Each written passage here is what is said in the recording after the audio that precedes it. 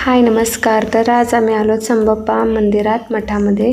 आज महाप्रसाद होतं त्यामुळे आले होते. आणि इथे ना गोडाचा महाप्रसाद असतं, म्हणजे खीर, आमटी, भात आणि वांग्याची भाजी होती आणि एक नंबर महाप्रसाद. तर त्याच्यानंतर आम्ही आलो खुलं नाट्यगृहामध्ये. तर तिथे बघते तर काय कोणीच नाही. मग आम्हीच बसलो तिथे जाऊन एन्जॉय केलं थोडाफार निवांतमध्ये. का तर घरी जाणार होतो, पण बघायचं होतं कसं असते कार्यक्रम वगैरे.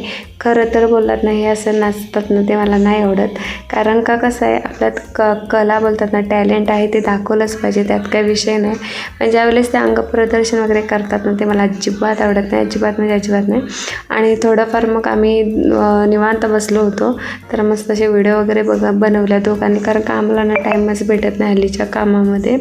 पण ना थोडं का होईना आता परत बोलतात ना, टाईम काढायला लागलो एकमेकांसाठी. तर कसं आहे, प्रत्येक वेळी एकसारखी नसते. काही दिवस आपल्या आयुष्यात येतात, तर काही ना काही अनुभव असावा याच्यासाठी ते येत असतात दिवस वाईट.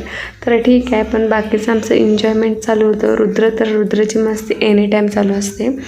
तर त्याच्यानंतर मग रुद्रला आली होती झोप, त्यामुळे त्याची नटकी चालली होती. रिया पण आली होती आणि मग छानपैकी आम्ही असं तिने एन्जॉय केलं. मला तर डान्स खरंच येत नाही, पण मी मागच्या व्हिडिओमध्ये थोडंफार ट्राय केलं. आणि रिया बोलवते नाच म्हणून, पण मला काही येतच नाही. आणि चिऊ, आमचा रुद्र, बाकी सर्व एन्जॉय करत होते. मी पण थोडाफार केला. आणि त्याच्यानंतर आता बघू शकते यांचे डान्स कसले असतात भारी. तर हे म्हणजे खरंच टॅलेंट आहे यांच्यात, त्यात काही विषय नाही. फक्त एवढंच की अंगप्रदर्शन नसावा, ज्याची त्याची मर्जी. तर त्यामुळे मला खरं तर असे कार्यक्रम बोलतात ना, अजिबात आवडत नाही. आणि थोडंफार बघितलं आम्ही, जास्त उशीर थांबलो पण नाही.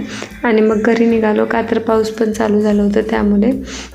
आणि फायनली आम्ही आता बाहेर आलो. आणि बघू शकता गर्दी तर एवढी आहे ना, प्रचंड गर्दी आहे बरं का. पण पाऊस चालू झाल्यामुळे आम्ही पण निघालो घरी. आणि याला सोडायचं होतं त्याच्या घरी, तर रियाच्या मामीचा मुलगा, त्यामुळे त्याला पण घेऊन निघालो घरी. आणि इथे बघू शकता किती गर्दी आहे, गर्दी, प्रचंड गर्दी.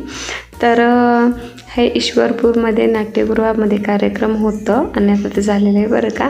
आणि हा ब्लॉग तुम्हाला आवडला असेल तर नक्की श्वेताजीत ब्लॉगला सर्वांनी सपोर्ट करा.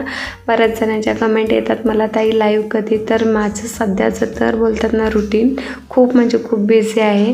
त्यामुळे मला ज्यावेळेस मी निवांत होईन ना, त्यावेळेस आपण नक्की लाईव्ह घेऊ. तर आजचा मिनी ब्लॉग तुम्हाला कसा वाटला नक्की सांगा. कमेंट करा, लाईक करा आणि शेअरसुद्धा करा. सबस्क्राईब तर नक्की करा.